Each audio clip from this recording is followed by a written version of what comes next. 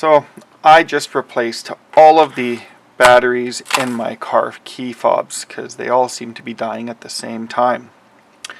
Now, I did a video for you guys to show you how to do this, but the audio sucked on there. So I'm redoing it. Going to do a mock replacement of the batteries for you. This is a Mitsubishi key.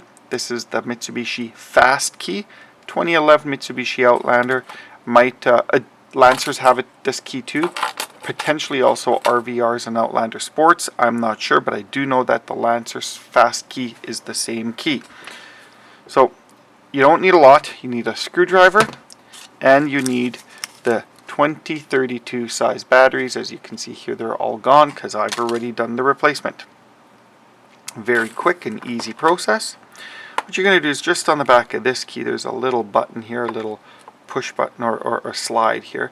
You slide it over and then you can pull your emergency key out, and that will give you room to get at this little notch. This little notch right there that your screwdriver can fit into. Where is it? There. Okay.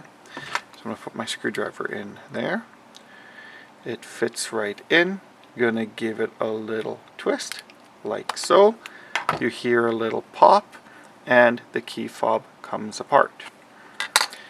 Here's your battery. It's a 2032, as we mentioned. The positive is out on this key fob. There's two retaining clips on the remote here, and a little half moon sized hole there. If you've got small fingernails, you'll be able to get in there. I can't, so I'm just going to use my screwdriver, lift that out like so. Now you can get your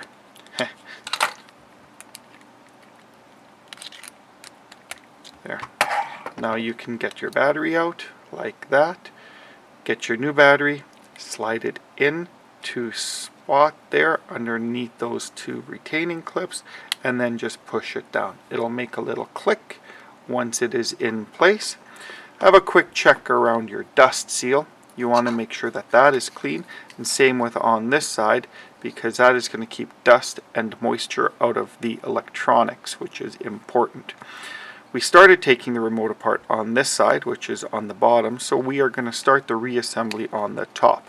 Line it up, get it there, and then work your way around by pushing down, and it will eventually click in place and close. Just go all the way around. Make sure that you've got a nice good seal, because you don't want it falling apart on you or allowing dust and water in. Give it a quick test.